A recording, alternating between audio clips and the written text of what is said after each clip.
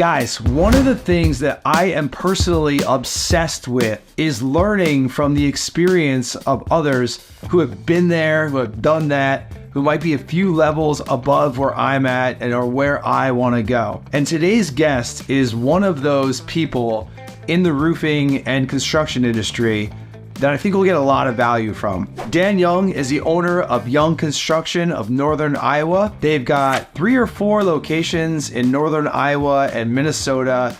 They've been in business for 23 years. They've grown at a steady rate, nothing too flashy, nothing too fancy. Chances are you probably haven't heard of Young Construction before. However, this conversation is a masterclass in building a brand, leadership, putting the right systems in place. Some of the insights that Dan shares about building and retaining your team and leading your team and creating leaders are invaluable to any leader who is looking to grow. We touch on the accounting, the finances, and Dan really opens up and gets really vulnerable and honest about some of the failures that he's had, some of the pitfalls that he's had, some of the moments that were big lessons, learning lessons for him and his team as they've grown this company over the past couple of decades. And not every year has been an up year. There have been ups and downs, as is the norm for any business that survives and thrives over a couple of decades. So Dan is a very special human, someone that I've gotten to know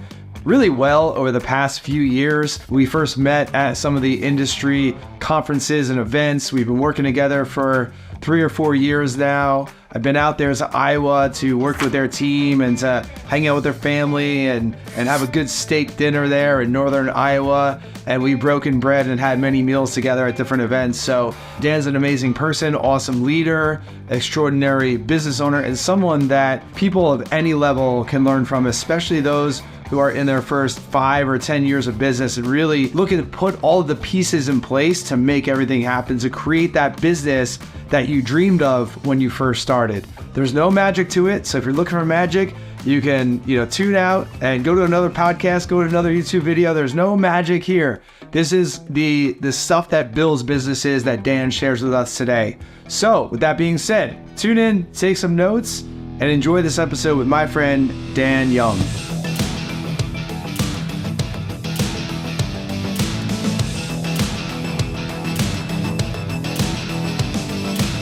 What's going on, Dan? How you doing today?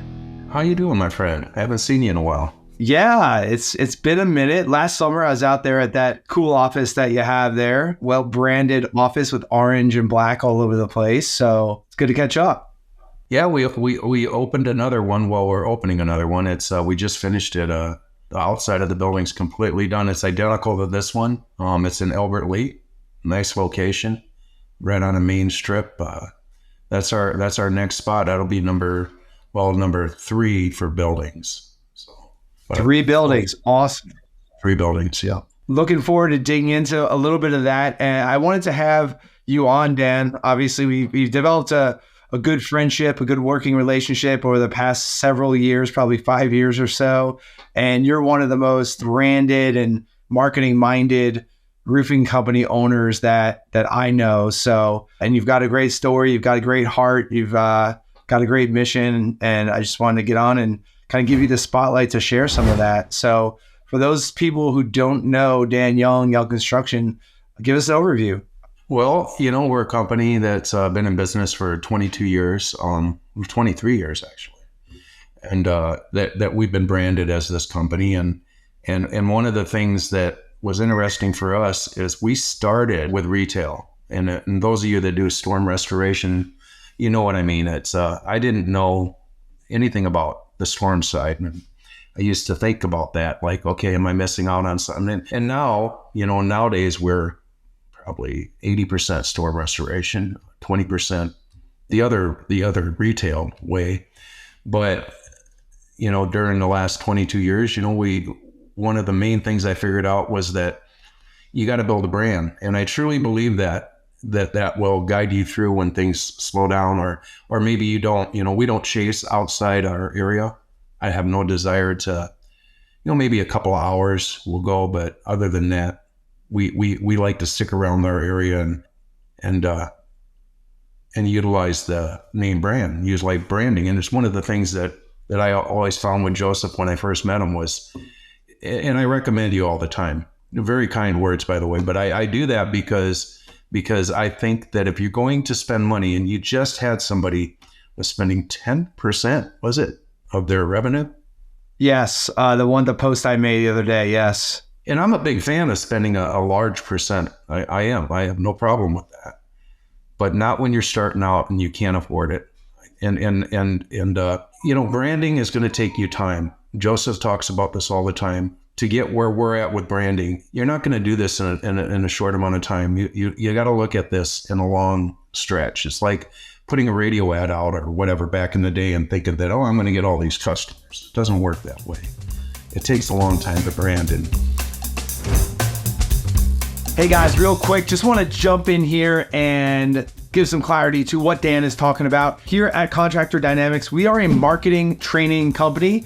We work with roofing companies exclusively, and what we do is we train them on how to do their own marketing in-house. So we have been working with Dan and his wife Tammy and their team for a few years now. We have trained a couple of their in-house marketing people. I've personally been out there in their office training their entire company, their sales team, on going out there to job sites and creating videos and contributing to their marketing that way. So that's something that my team and I do all day, every day. That is what Dan is referring to when he talks about bring your marketing in-house. They have a full-time in-house marketing person, a full-time in-house video person. You might not be at that level where you have that person yet, but if you have any questions about how to take more control over your marketing so you can build your brand and grow with confidence, then feel free to reach out to Contractor Dynamics on our website at the link below, and we'll be happy to give you some clarity on how you can do that. Nowadays we're looking at where do we brand. I'm personally, as an owner, as a leader, I'm looking out at how do I brand into the next generation for my kids and my family and those. And some of that we can get into later here, but some of it we're doing right now. We brand our local schools all over with pencil giveaways, water bottle giveaways. We bring our name and our brand into the school. That's your future customers for your kids. And people will say, well, I'm targeting the next generation of customers. Why wouldn't you? It's no different than McDonald's and a Happy Meal, right? That was really cool. I saw that on social media the other day, and people that don't know you might be like, oh, you're just, trying to, get in the brains of kids. And that might be part of it. But I know that you and your family and Young Construction are very heavily involved in your communities and all year long. It's a part of what you guys do. So for anyone thinking that, hey, that's a cheap shot trying to, get brand to the kids, while they're still young, that's kind of a byproduct of it. You guys truly care about your communities and support them. So that was cool. You were giving like pencils and backpacks, water bottles, notebooks, branded Young Construction, right? Absolutely. And I'll even say, like nowadays, most of the kids, at least with my kids, they're in sports, or active in school. My twins are 15 and my daughter's 13. And with your kids and branding, yes, I mean, you could say that, I guess. I also look at the fact that most of the schools don't have everything they need. And there's a lot of kids in school that don't have the blessings that my kids do. And so some of the stuff that I try to make sure is I don't selective do anything. When you give away the backpacks with your name, they're just a vinyl cheap backpack. But the kids like that because most of them have notepads now, and they shove everything in this little thing, throw it over their shoulder. Some kids, maybe they don't have, you think a pencil is no big deal, but some of the kids don't have, the same home life that maybe my children do. So some of our branding is geared towards water bottles, backpacks, pencils, stuff that they can use in the school. And I think that's what matters. And sure, you're gonna get your brand in there. Of course you are. They're gonna take it home. Their parents are gonna see it. It's a no-brainer. But we also sponsor the football, baseball, wrestling. This is what we donate our money to. When you talk about branding, I'm a big fan of supporting the community. And in that sense, yes, you're gonna get branding out of that. Of course you are. Why wouldn't you? But at the same time, you can give back to the community, to your area. It's a win-win situation, both directions. 100%. Yeah, I love that, how involved you guys are in your communities. So you've thrown around this word branding and brand a couple dozen times already. What does that mean to you? And or if you had a younger roofing company, contracting company owner just starting out, like Dan, what's this brand thing you talk about, and maybe not get into yet like what they should do, but like define it. What does it mean to you? There was a point, I think I was probably 10 years into this, and I thought, man, I need to blow this company up. I'm going to start doing storm chasing and blah, blah, blah. You know how we get sometimes. We want more. At least driven people do, right? Most of the people that I know that are successful, they're similar to me, where we don't know when to stop. And nor do I want to be honest with you. I love what I do.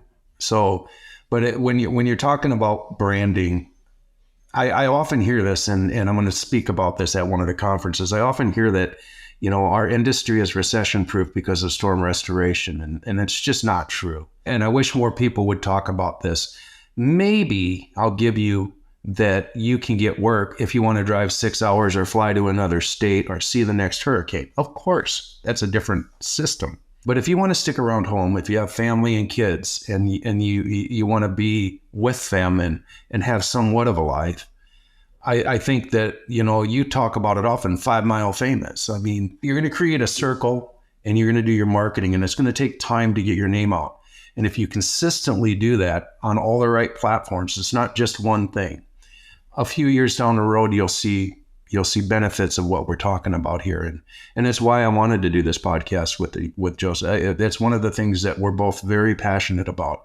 He's done it with his company. I remember when he was sitting in the first conferences and we met, and I think it was about a year or two into it, I walked up and I said, okay, we're going to do your thing. And he goes to explain it all. I says, no, I watched you. I paid attention to what you do.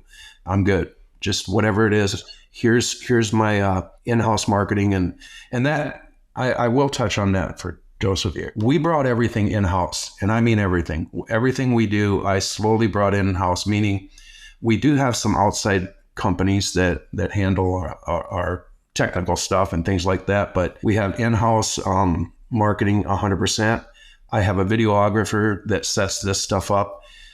It's very, very, when you grow, as you're able to afford to do what I'm talking about, that's what I suggest. Nobody cares more about your brand than you. And I'll hand it back to you, but that's pretty much why we do what we do. Yeah. So Dan, that's something that I am passionate about.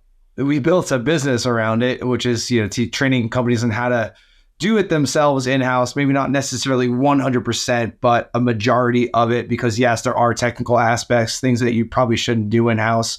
And we can touch on some of those. But what was that inflection point, or was it a pain point where you're like, man, I'm doing a lot of this marketing and we need to hire someone in-house to do some of this stuff? Like, what was that point? I think I remember when I hit my first $1 million, it was just me, and back then $1 million was quite a bit of money. It is now, yeah. And it was like hitting 5 million now, and I was so happy.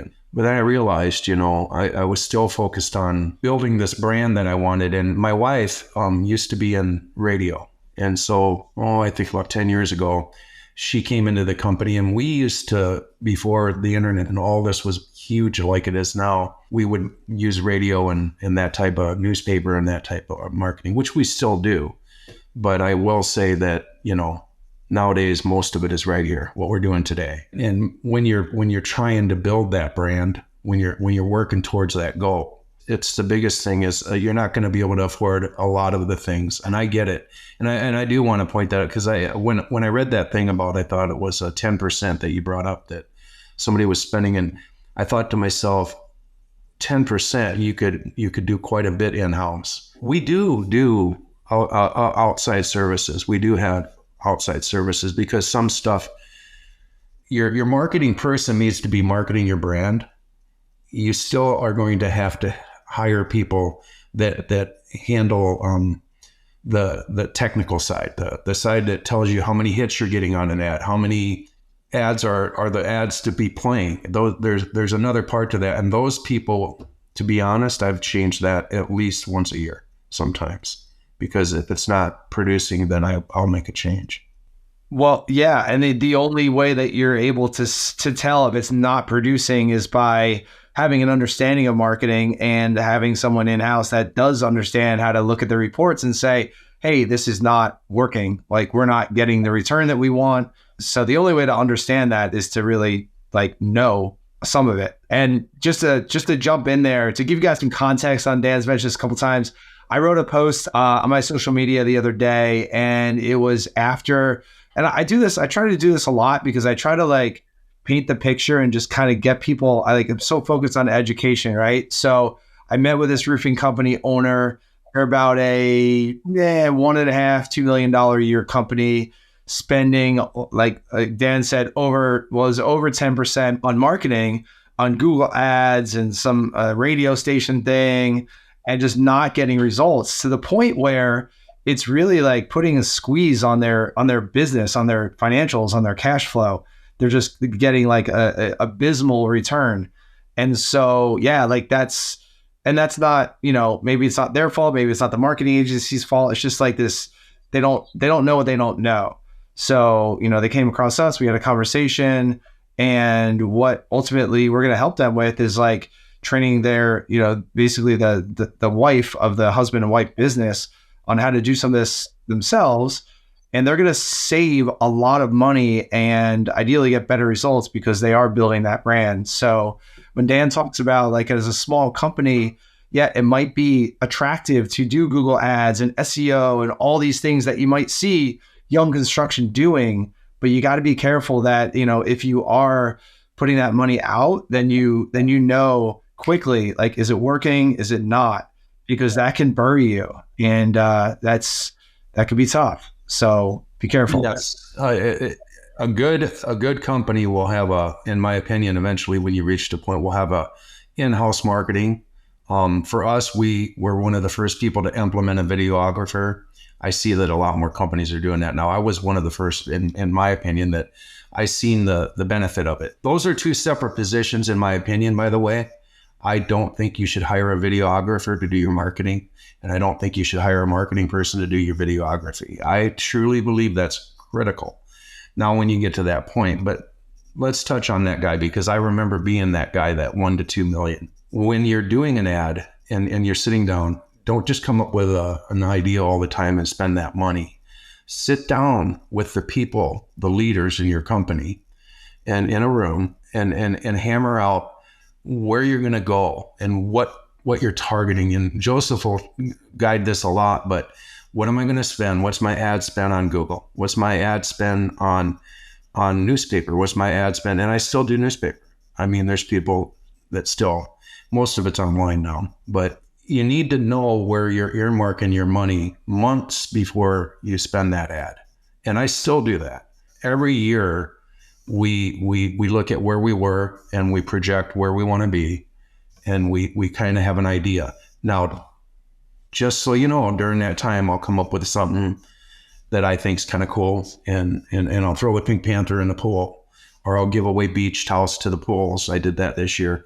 There's stuff that I'll do that I call my extras. And I do always put, if I'm spending a certain amount, I always have a certain amount tagged for, the kids, the school, some giveaway, something to give back to the community, which is huge.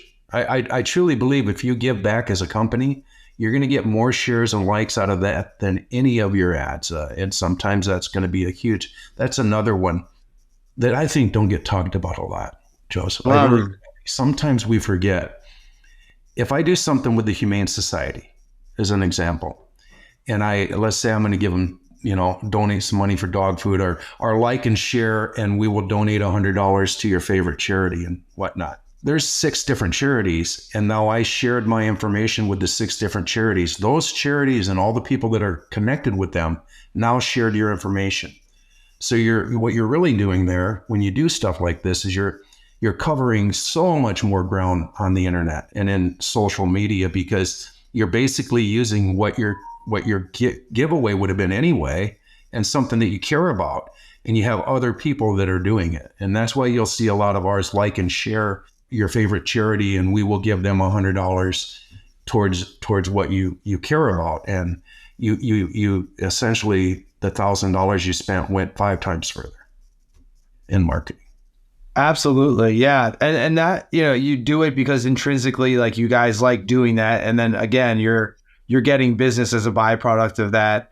And a large part of that is, I believe, that the trust. It's like, all right, well, these guys are involved in the community. They care about animals. They care about veterans. They care about, whatever else is going on. There's just that like sense of trust. Like, they're good people. I can trust them. I feel comfortable about them. And I'm sure you guys get that a lot, where it's like they're, similar how to you came to me after watching me for a year. You're like, I don't want to hear the pitch. I just, let's work together. I'm sure you guys get a lot from homeowners where they're like, yeah, just, you do my roof, you're doing my project. Like, I already chose you. But and you do it yourself. So even when you're marketing your company now, there's two directions here. We'll do a finished Friday, and we'll show a roof or siding, a house that we completed. That's direct marketing on what we do as a business. And then there's marketing on what you do in the community and the people that you touch and the things that you reach out to. Those are 2 different types. And when you start to see this as it is, because if you're not seeing this as I'm talking about it, it's going to affect you. No, not everybody wants to just see a picture of a roof or finished Friday. I mean, they want to see it. I mean, you can push that as your marketing, but to be perfectly honest, if you have somebody tracking your marketing, you know what they're watching? They're watching when the Pink Panther jumped in the pool. They're watching when you're giving pencils out to their kids' school. Now, when they see finished Friday, they're correlating your name with what you do. And you start to see a bigger picture of what we're talking about. This takes time. And you're not going to do this overnight. But if you're consistent with this and consistently doing this, it's not, in the beginning, you can do this really relatively inexpensive. Joseph can guide you in that. A lot of it is just getting away from being shy in front of the camera and talking to him as your friend. Joseph's my friend. And when you start to do that and share with people from your heart, the people that you're sharing with are going to start to understand. Do your marketing that way. Share. It's the same thing. People can smell phony. They can. Oh, absolutely. Yeah. When you're just, looking for the sale, when it's all about you as a sales rep or the owner, people can sniff that out. When you're truly like interested in helping people make smart decisions about their property or whatever it is that you do, they can feel that, especially on video, where they can see your body language, tonality, like they can just see your eyes. There's so much that goes into that. That's why video is so powerful. So powerful. That's why we're doing this today.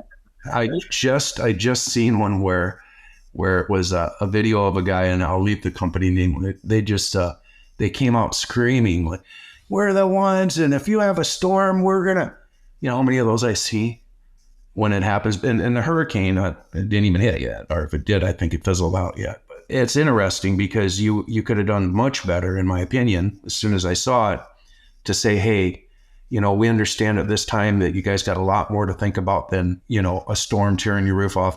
What we want to do is help you, fix your house and repair it. Give us a call. People are going to understand that passion a lot more than we're here for you. You're what you should be, which is fine. But what you should be is talking about protecting their family and home and the people they care about first, and then coming in and say, we're also here once the storm passes. Even in what we do, we have straight line winds. When we market that, we are very careful about, we hope everybody's okay. We care about you. When this is over, give us a call. We'll have emergency crews out trying to protect your home. And so people can tell the difference. I think so many companies, and we work with, decent amount of clients that do storm restoration, not chasing like all companies like yours that are focused on building that brand, of course. And there's, you just see in the industry, like you can see those companies that are like, all right, storm's coming, can't wait. We've been waiting for a big one, like that's like, it's like profiteering off a storm. Like it's just such a turnoff. Like it's such a turnoff. You got to have some kind of balance there, don't you, Joseph? You do. Yeah. I think that, yes, Do we get excited when, there's potentially thousands of houses with a hailstorm? Sure, because if nobody got hurt, I mean, that's, but that, you also have to put yourself in the shoes of there's probably that's nowadays probably 10% that aren't even insured. I mean, and how many people that are going to get screwed over by their insurance company or not paid out. There's so much more to it that if it's not your house, unless you've been in that situation, it's just a whole different ball game, and surrounding yourself. And I was going to talk about this with you, surrounding yourself as much as possible with like-minded people. And it's something that I see that you've really stepped up in your company. You got people that have been with you a long time. I have people that have been with me for years and years. Sometimes employees, they come and go, but when you're doing this marketing, and I'm gonna bring this up because it's really important. Certain positions, almost every position in your company, should have a backup. And the reason is that tomorrow somebody could quit or get hit by a bus. They always say or whatever. Marketing and different parts of your company, just have somebody that knows how to do that position. So if something ever happens, you have the ability to hold on so you're not rushed to just replace them. And because I don't think any position in your company should be just, I'm hiring a guy or a gal. I think that key person should be training somebody to do it when they're sick or whatever, but mainly to keep your machine going. If you're running a legitimate company and a company that can run, I can leave right now and I can go somewhere and do what I want without worrying about my company. I don't have to be in the mix like I used to. That's taken years, by the way. And with people like me and Joseph, it's hard for people like us to let go. It is. And I don't know, I heard you talk about that one day and I thought, God, that's so much me. But you have to let people do it their way because that's their way. Just because you think you have a better way doesn't always mean that you're right. As a leader, you are probably not. And so when you start to do that, then your company can run without you and you can go on a vacation. You can go enjoy your time. That said, I still probably keep my phone on me, but it's hard to let go, isn't it? It is.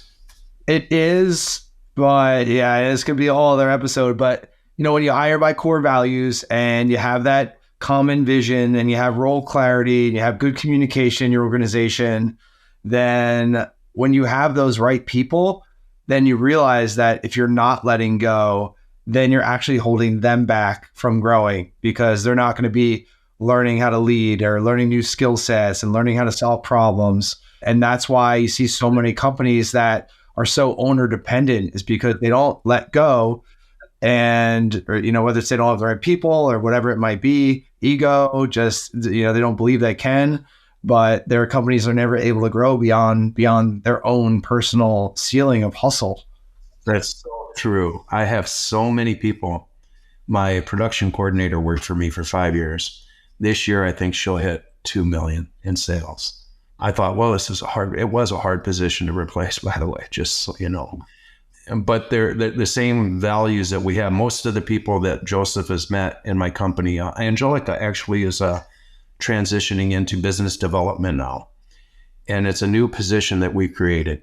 I felt that it's time to create that position. And when you ask me what the job description is, to be honest, we're still working on it. But I know what my idea is with it, and I know where I want to go with it.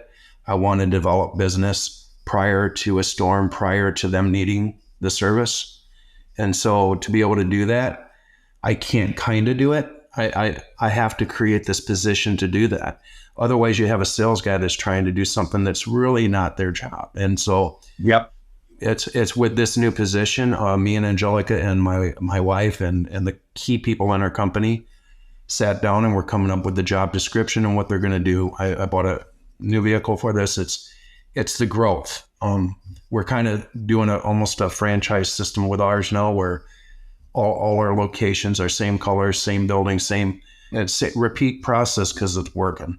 And with this position, I talked to a couple friends in bigger companies that have similar positions, and one of the things that came up is this is a position that could take a year or two to put in, implement. I'm willing to, if I was going to invest in anybody to do this, it would be her in this position, because she's one of the people, just like everybody here, but she's one of the people that I feel that will take it to the next level.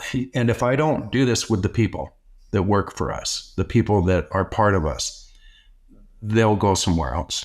Most people that are driven, they have to keep being driven. And if you don't allow them a path to where they need to be, they're going to go their own way. And it's nothing personal. I had a marketing girl that went on to other things. Kativa, great person. But Yeah. I'm happy because when they came to us, they were in a position that they didn't like, and they had no growth. Those type of people are like me. Was I happy? I'm never happy to lose somebody good, but I would rather see that, because every time I see them now, they're like, "Hey, thank you so much. I'm doing everything I wanted to do now," and that's No, that's cool. I saw you tagged her in something the other day. Like, that's really cool to have that. And Angelica sounds, perfect role for her. I know she's done a few different roles in your company, and she's very smart. She's almost an extension of you, I would say. So that's cool. We're actually about to start hiring for that position as well. And I could share our job description and roles and things like that with you if you want. Press put on paper, because we just start. Everybody's like, "What's this position?" I said, "Oh, I know. I actually know what the position is. I do. I have I just want to make sure that you have. I believe with any job, we'll talk about that real quick. I believe any job in your company shouldn't be a position that you make stuff up and that you think is this or that. It should be written on a piece of paper. Oh yeah, and it should be spelled out. And just so you know, things can change on that piece of paper. And when you're given this job description to somebody, you need to be clear that this job description is changeable, because sometimes people get pigeonholed, and sometimes they want to be pigeonholed, and I don't allow that. I think that if you're going to work in a company for growth, that you have to be open to change. And sometimes it's just, at least with us as a company, and even Nick today, I had to call him to come pick me up at a place where I was dropping a car off. He just did. That's just part. He didn't complain. That's not my job. That's not my job is the worst thing that's ever been said in a company, almost, in my opinion. Because and when you have that common vision, and you bring that clear vision, you bring someone on for a set. Hey, here's the roles and responsibilities. Here's what this role looks like. Either you or that person can at some point say, "Hey, Dan, what I'm doing right now is not really like consistent with like the vision that you have. I think I can do these things over here to better, support us." Like that's awesome too. That's great leadership. So, oh, absolutely. And sometimes, and I've started doing this more the last couple of years, where I used to be real quick to answer, and I'm trying harder not to be quick to answer on things. I'm trying harder. If a customer calls in to complain, it happens, believe it or not, even if you have a good name. If a problem comes up, as a driven person, sometimes I make the mistake of responding real quickly or too quickly, or having this. I've found that if I take a day and I say, you know what, I got to calm down here, I got to think about this, my answer the next day is entirely different than what would have been if I had responded. There's certain times where it's better not to even call the other person or speak to them about it. Say, hey, I'm going to deal with this in the morning or the next day. And that 24-hour lapse, especially on important things, if you're upset especially, give it a little bit of time, so you're not making a rash decision in your company. Some of those rash decisions will come back to haunt you later, because, if you're like me, I'm passionate. Sometimes, we tend to say something or do something that we wouldn't have the next day. Yeah, especially as owners, we're emotional, and I've seen that. Like, our team members are able to handle things and solve issues that in a much more just like level-headed way. Not that I'm not level-headed, but just as an owner, I'm just emotional, and I get that. Dan, 23 years in, Amazing stuff. Awesome brand. And I know you're very involved in the industry. You go to a lot of conferences. You're always looking to learn. You talk about that a lot. Like you're always looking to learn. Where do you see, a lot of like contractors, business owners kind of get stuck or get in their own way? Do you see some patterns there, some common elements there? I think you have to decide what type of company you're going to be. If you're going to be a self-employed company, that's an entirely different set. When I first started, that's what I was. I was self-employed and I had a few employees. If you're going to build a company, you need to build a company with systems, and the systems have to be in place enough to where you eventually are not doing all the stuff you think you have to do, because that's what we do. We tend to say, I got to do that. The only thing I kept in-house entirely so far has probably been finances, and I usually do that even with an accountant, but just because that's just about it. But most everything now is somebody in the system. And then I also, because I always hear we're recession proof, I think, at least from my point of view, that I would never just rely on young construction to provide my retirement, my income for my family, and my completely everything for myself. And I urge this for everybody. We have with us, we have medical, retirement, all that. But even though the people that work for me, I'm always preaching, hey, what are you doing for your future, for your kids' future, for generational wealth? What are you doing? Are you doing anything? Is it just you think that your construction company's just that's it? Because it's not. And so I'm a big fan of investing in other areas, whatever that might be for you. Mine happened to be real estate, and I've done that for 20 years. So I did start another company. I'm building homes, twin homes, custom homes, and I formed that company under another LLC. If Young Construction does a job for them, I have to write them a check. So it's another entity, and you have to really know the separation. I think it's important if you're going to do that. But what I'm trying to say with this is, as you're building your company, the old saying, don't put all your eggs in one basket. If I could give anything to a younger version of myself, that's what I give to you. Be smart enough to know that you could be making good money that year, but the next year you might not make as much. And knowing where to direct the excess money to for retirement and for things in the future. I love passive income. It's my favorite income. So it's I guess that's the one thing I would point out to somebody in this is, from the day you start till the day you decide to sell or give it to your kids or your family, I think it's critical that you invest in other baskets. Right on. That's very wise. Yeah. Listen up, everyone, for sure, including myself.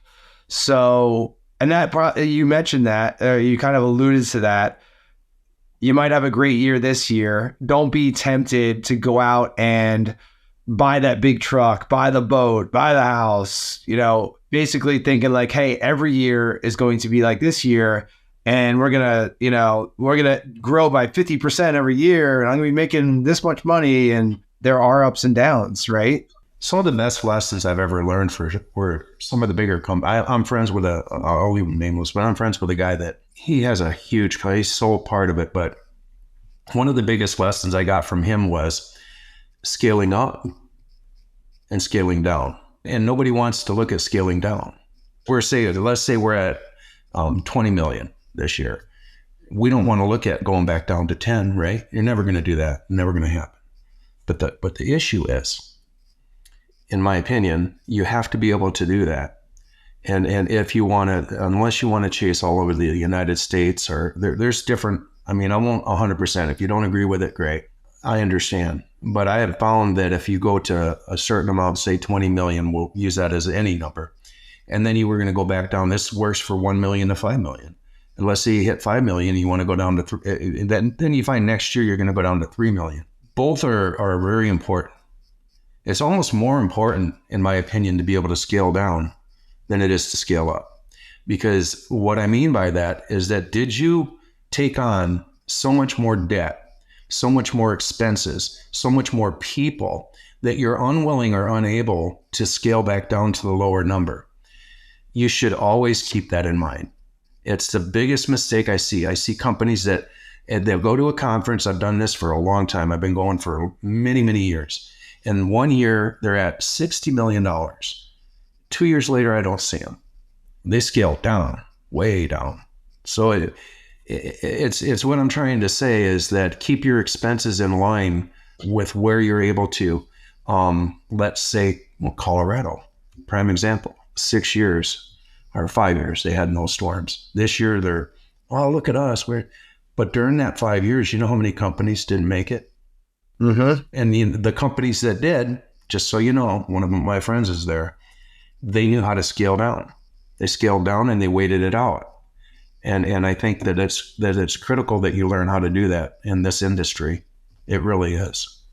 That's such a great point. And a part of that is knowing your numbers. It's huge. So knowing your fixed costs, your debt, your overhead expenses, your labor, like knowing all those numbers. If you do need to go down from 5 to 1 or 10 to 3 or whatever that might be, or even 10 to 7, then you can still run your business. You can still maintain that profitability.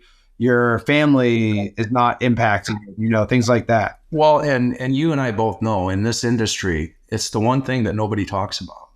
They all talk about, when I hear people talk, they all talk about, I sold 60 million, I sold 20 million, 50 million. Oh, look at me. You want to help people out? Start telling them the truth. The truth is that not every year is good. The truth is that sometimes you're going to have to cut expenses. You want to keep a legitimate company going for 22 years. I can tell you right now, you better learn to scale down once in a while. It's going to happen.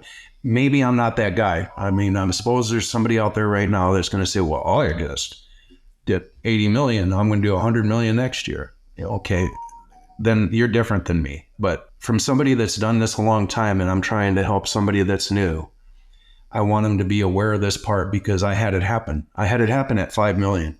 Where we had a huge storm come through. I remember years ago, and we went from 5 to a higher number, and the revenue wasn't coming in because it was storm related, and so I was carrying more than I ever had to carry.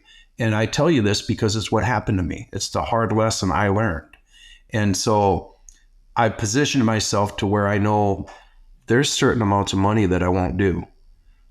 There's certain numbers I won't sell no more because I'm not able to scale to that point and keep the quality into percentages of profit that I want. It sounds really good to say I'm going to do 50 million because it's available, but then you go sell 50 million and then the work's crap. People start failing on their jobs. Your structure wasn't built to handle 50 million. It was only built to handle 30. You need to know these differences. And then the reason I bring it up is because I've seen so many people lose everything because they didn't have the ability to carry the money, the expenses, and do the jobs at the profitability. And if you ask me, the other one, do less money and more profit. That's huge. Why you want to sell some big job and I could have done 2 jobs that are smaller and I made more money on those 2 small jobs than you did on your 1,000 square. I would have made more on 2. It's know your number, stick to your number, and then just refuse to be a slave to the trying to sell more. Yeah, refuse to be, for sure. The people don't talk about that. You're right. Growth is expensive. Like we're in growth mode right now, and we are a little bit overstaffed right now because we like to hire in advance, which is normal. But it's our profits not, it's still good, but like it's lower because we're over invested in people right now. So yeah, just being aware of that. That's a good thing though, because you just touched on one of the hardest ones to scale back on. Say, because you care about people. Sometimes you have a system and you hire people that you're passionate about. And then if you don't have the revenue to keep those people, you have to know at that moment, this is the hardest thing too, because you're personally attached. You have to know that I'm going to have to scale back and sit down and take a hard look at what you got to scale back on until you're back up. And being honest and open about it is much better than the alternative. And then everybody in the whole company suffers. It is. It's a balance, and this is the truth. That's why I wanted to do this podcast, because I feel that sometimes in our what we're doing, and passionate people like you, and I feel that I'm a passionate person on what I do. That some of the people that are the gurus in our industry are not sharing the negatives. When do we, as an industry, we want our industry to be better? Let's start sharing the truth about good and bad, and a balance, and knowing, hey, I'm 22 years in. I can tell you I almost failed a few times. It's going to happen. And those are the times where some of what we're talking about today, we could help you. I can tell you right now, Joseph Hughes is probably the best money you will ever spend on marketing. And I say that not to necessarily just say pat him on it, but I say it because bringing it into your company, there's nobody that cares more about your money than you. And so when you hire outside your company, it's in my opinion, is you have to, but if you're involved with it yourself, nobody cares about your success more than you. It's just the way it is. All right, guys, I am not going to let Dan sit there and throw so much praise at us without jumping in here and letting you know about what we do and how you might be able to work with us. That would be irresponsible of me as a leader, because one of our core values is helping our clients and one another win. I want to help you win. So if you're interested in learning more about how to take your marketing in-house, even if you just have any questions about, hey, how do I do that? I'm a one-man band, or hey, we got a big company, I got a marketing manager, or maybe I do want to hire an in-house marketing person. How do I do that? How do I put these pieces in place? Really vibing with what Dan Young is saying right now. I'm really like nodding my head like, yes, this is the type of business that I want to build. Then feel free to reach out to me and us at Contractor Dynamics. I'll put the link below. You can go to our website, contractordynamics.com. Feel free to schedule a quick 15 to 30 minute call. This is not a sales call. We're going to throw a bunch of stuff at you and try to pitch you. When you go to our website and schedule a call, that Zoom call will be with me personally or Elizabeth Lytle here on our team, who is our integrator and runs the day-to-day. It'll be with either one of us two, and we will walk you through and ask you some questions about your business, kind of where you are, where you want to go, what you've tried with marketing so far, what you're doing right now, and we'll give you clarity on how you can better, more effectively leverage marketing and building your brand to grow your company with confidence, with predictability and consistency. So again, if you're vibing with what Dan is saying, I appreciate the endorsement that he just gave us, and the feeling's mutual. I'm honored to be able to work with awesome guys. Feel free to go to our website, Contractor Dynamics, schedule a call. That's going to be with myself or Elizabeth Lytle here on our team. We'll just walk you through some questions and really give you some insight. Whether or not we ever talk again after that call, you will have some clarity, some more clarity on how to use marketing to grow your business. All right, so that's my little commercial. Now back to Dan.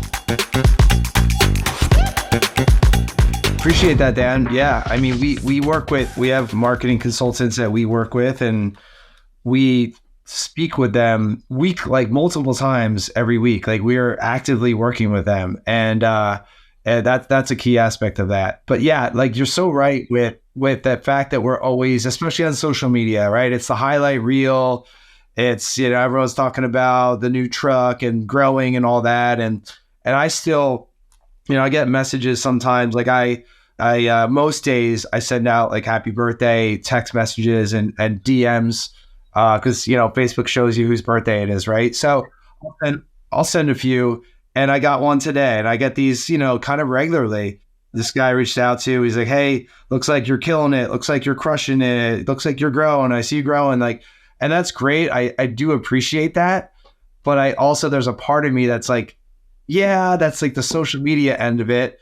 And yeah, we're doing well, but there's challenges every day. Like, I have the same challenges as everyone has, So I think I can do a better job at sharing some of those. Like, yeah, it might look like we're growing, and we are, but like, there's a whole lot that goes on beneath the surface. It's like that analogy of the duck. You see a duck in a pond, just kind of like gliding along, nice and peaceful.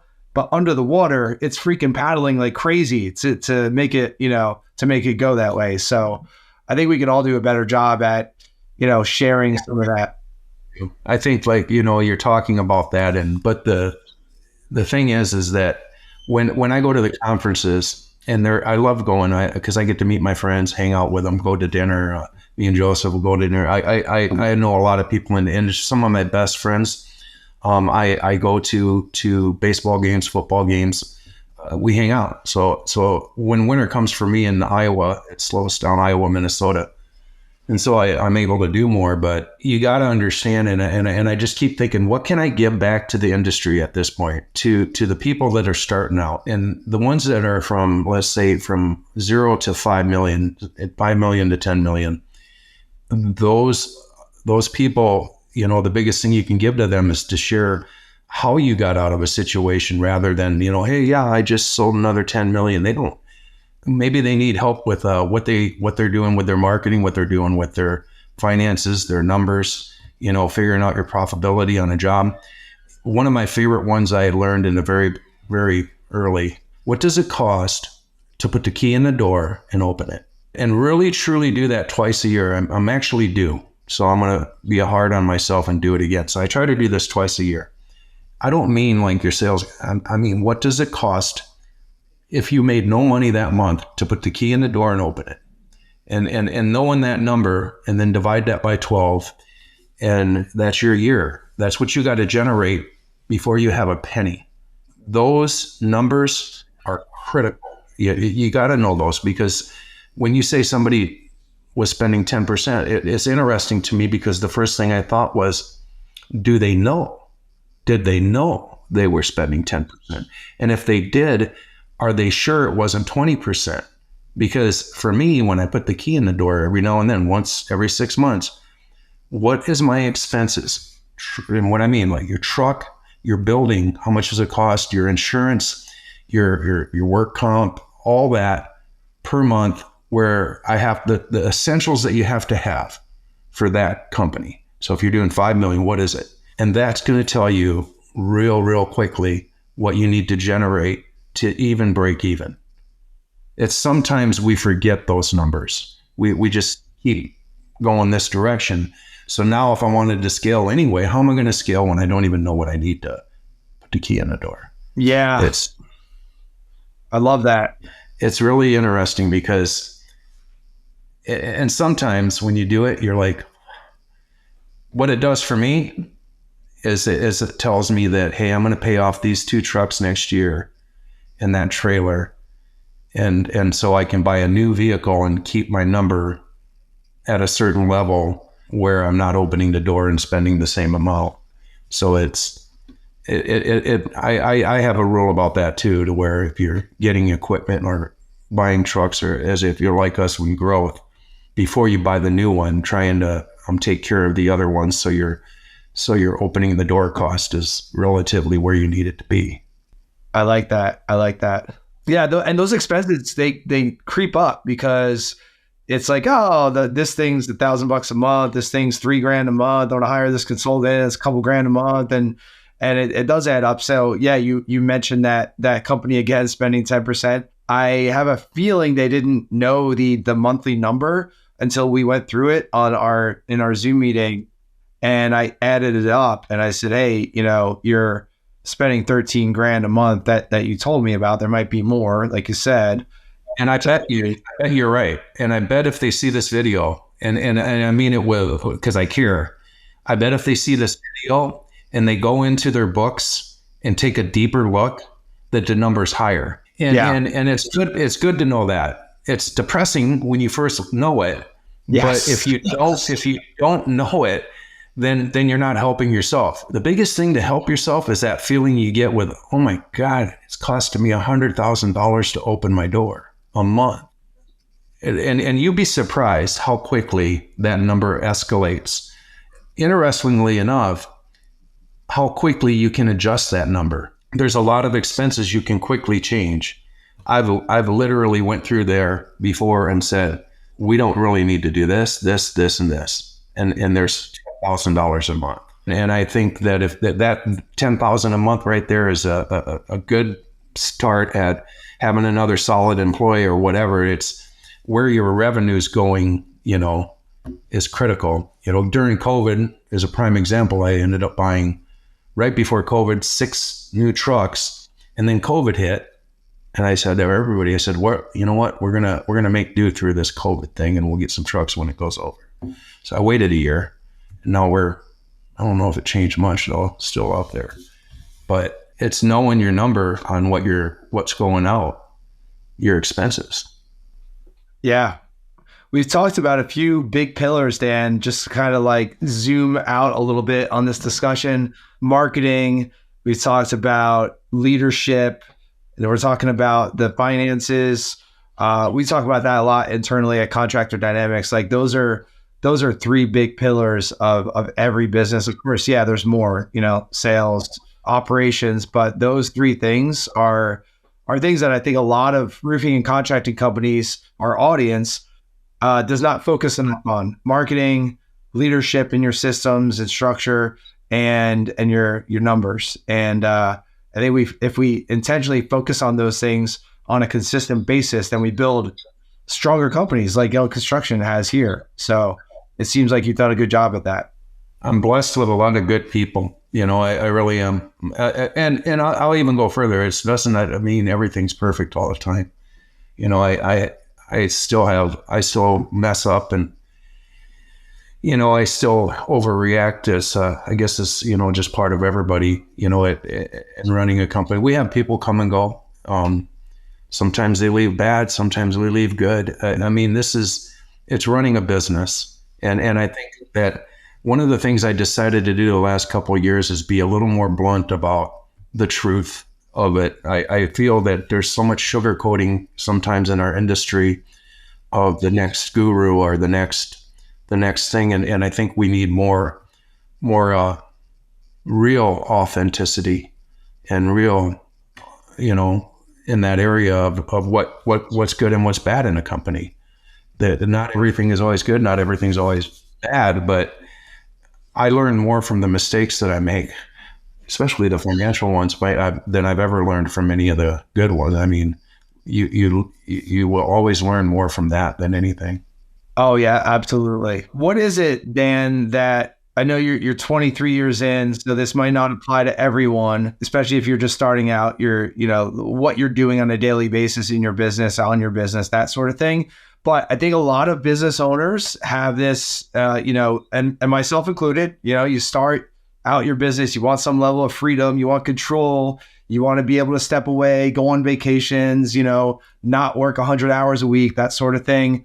And, but I think that so many owners kind of stay stuck in their business because that's their identity. And, a lot of entrepreneurs are addicted to the chaos and will create problems just so they can solve problems. And I'm not excluding myself. Like, I'm guilty of all this as well. So I think a lot of our audience, has some desire to get, work more on the business and not so much in the business. Can you paint a picture for us of what you do on a weekly basis? Like, what are your roles in Young Construction right now?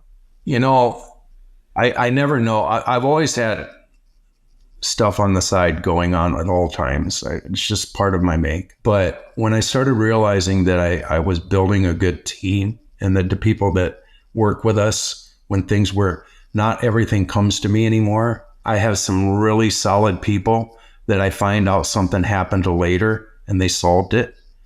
I think that was, when a person takes on a promotion or a job that you gave them, and then you start seeing things that are taken care of. There's a lot of stuff that happens here now that I have I don't even know happened. And I know that sounds, but that's when I felt that I was growing as a company. And you look at that bigger picture of that person taking on the job. That's what I want. I don't want to be a babysitter for people. I want people to, and those are the people that you should promote from within, in my opinion, of the people that have that desire. I don't have to do everything anymore. And there's stuff now with the technology, like supplementing. I don't do supplementing. I couldn't do it if I wanted to. We do that in-house. And I just, there's certain aspects of certain jobs that when I started out, it was a tape measure. We were still measuring roofs.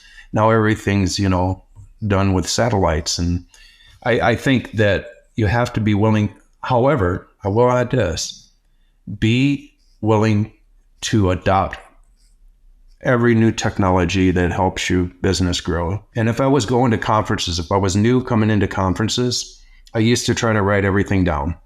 I try to absorb all this stuff because just it's my make. And I completely changed that years ago. I started to take nuggets, and I talk about this once in a while. I'll take 10 nuggets, 5 that are going to be long-term to implement. And then I always try to get 4 to 5 nuggets that are stuff that I can implement immediately to see if it'll help my company grow. And I'm big on those ones. So when I'm listening to somebody speak, I'm not writing everything down. I'm doing bullet points. And if I hear somebody that comes up with something that's better than I'm doing or sounds pretty decent, you got to be willing to understand that might be the one. So I'll star it and I'll go, hey, that's a really good idea. I'm going to try that. I'm going to try that ad. I'm going to try that in my software or my computer or whatever. I'm going to have somebody do that because it might be a good idea for growth. Yeah, that's huge. The conference strategy, I think, like as entrepreneurs or maybe just people in general, we get excited about new information and new ideas and meeting new people, and it can be overwhelming. And then you get home from the conference and you don't implement any of it. Been there, done that. So I think it's important to go into an event understanding like, all right, here are some things that I'm looking to learn. Maybe here's some people that I'm looking to intentionally build a relationship with or ask a question. Here are the areas where I'm struggling, where I want to find out more information. Here's like a couple pieces of software that I don't like in our business. I'm going to look for alternatives. So go in with a plan and then come back on the outside or on the backside of that, implementing some of those things like Dan talks about. I've seen people talk about going to a conference and not getting anything out of it. And it just drives me crazy because one of the first things I'm going to ask you if you tell me that is, who did you go talk to? Yeah. Who did you go speak to? Did you break out of your shell? Because the best things I ever got at a conference has been friendship, some of the best friends I've ever had. And some of the best advice I've ever gotten from people has been at a conference. You go to a conference, you're spending the money. That doesn't mean that you got to write down every single thing that you're never going to look at in a folder anyway, half the time. But you write down a key item, a couple of key ones as you're going through the event. But the biggest one, break out of that little shell if you have one. If you're like me, you probably don't. And go up to people and say, hey, what are you doing tonight? You want to go out to dinner? Hey, you'll see me do this all the time. And I'm live because I love that. I like that interaction in those people. Some of those people you meet will be the ones where right now I got a couple people that I could call right now if shit hit the fan, if I was having a major bad day, and they're the ones that are going to be there because we made a connection. And those are some of the best things. I used to go to them and people say, well, what'd you bring back from the conference? I said, well, I'm here. I came back with it. I do try to get at least 3 to 5 ideas that I can implement that would either save money or generate money, one of those two. Awesome. Yeah. And for you, those of you listening or watching, and you see Dan at a conference and maybe you want to learn more about him and his journey, the way to his heart is by asking him out for a steak, because Dan always loves a good steak. So you do go out to eat almost every time we see each other. Yeah, it's usually a good steak. So including the place that you took me to in Iowa there, the Northwestern. Oh, yeah. Northwestern. Yeah. One of the best. Yeah. I usually, that's one of my favorites here. I take my kid there a lot. I see that. Small. Yeah. That tender, filet mignon. It's funny because I think some of the best parts about conferences that I've ever had are probably during those dinners with people and interacting. Even my marketing and some of the girls that have done my marketing, some of the guys that have done my marketing are still friends with Joseph's people because they connected when they started with Joseph. And, it's, if I have a issue with marketing or whatever, I'm going to call. It's the same. You build that relationship. It's not just about the money. Those are the ones that will save you in the long run. People that actually are doing what you're trying to do. Absolutely. I agree 100%, Dan. I want to kind of start to land this plane a little bit, but we can't have this conversation without talking about family. I know family is a big part of what a big part of your world and mine as well. Family business. You guys are always traveling. It looks like, I believe you do like your one-on-one trips with your kids as well. So yeah, just, talk about the importance of your family and how I think you're very intentional about the time that you invest with your family. It's interesting because I've seen you start to do it now. I've seen you take direct action to make sure that's happening. And I was really happy when I seen that post, because I can tell when you did it that time you really said, you know what, I'm going on vacation with my family. And some people do it different. So we do two family ones always every year, two bigger ones. And then usually one's in Disney or something, or we'll do a trip with the family. But I do one that I started years ago. I intentionally take each child on their own vacation. They get to pick where they want to go, not me, because I think that the age they're at, they're 13 and the 15-year-olds, and they pick some pretty crazy places sometimes. But one of the reasons I started that years ago is that I feel that you'll never, ever know your kid better when it's one-on-one, alone, without both parents. So it's just you and the child. And my wife is usually with the other two, or she'll spend time with them. I've never got to know my kids better than that. They'll open up, they tell you everything. And it just is a really good time, a really good bonding time. And it's funny, they'll never remember what you get them for Christmas, but they remember that time where you were on that trip together, and that you had a dinner together at a place or whatever, and you went to the beach, and they remember time. They remember the experiences. Most kids don't remember what they got the Christmas before. It's really interesting, and you start doing that, and you get to know your child. I'm very blessed. My kids are. I'm a very blessed guy. But one of the things I think is, and it doesn't have to be some Mexico trip or something. It can be something, even though that's where my kids pick.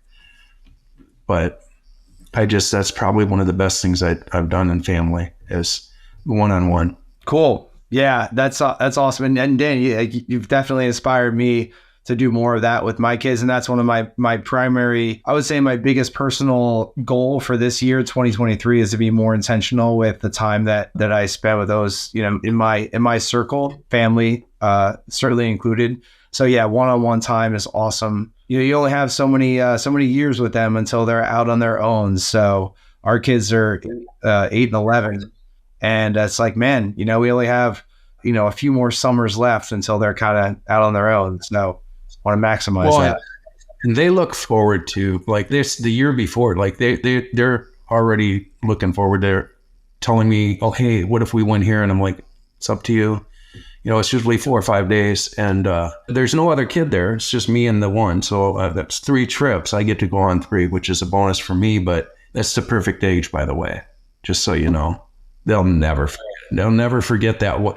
When the other the other children or the other parent is not there, it just changes the entire experience. That's just me, maybe. And if you're not able to, you don't have to go to some special play. It just seems something I came up with that works for me. Yeah, you don't have to get on a plane and go anywhere. It can be going to breakfast or going to the park or beach or hike or whatever.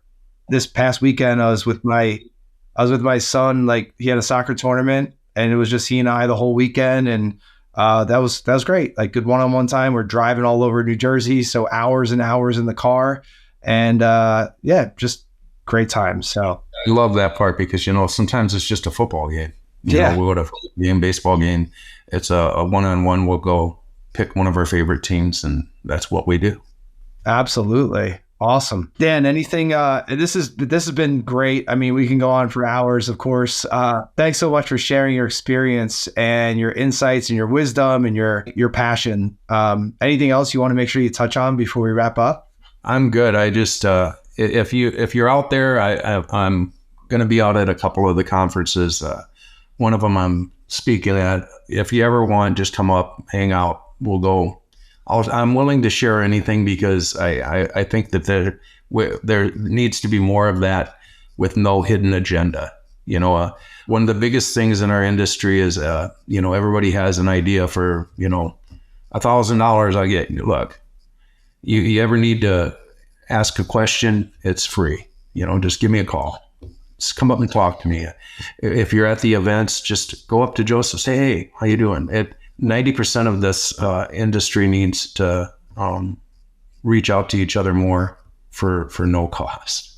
And then, then you decide who you hire from that point. Absolutely. What conference is that you're speaking at, Dan? Roofing Process, Dimitri's. Awesome. That's coming up in Orlando in December. And then I'm going to the Northwest one, and I'm doing the IRE. I don't know yet. Maybe a few others. We'll see. Nice. Yeah, we'll be at the Roofing Process conference for sure.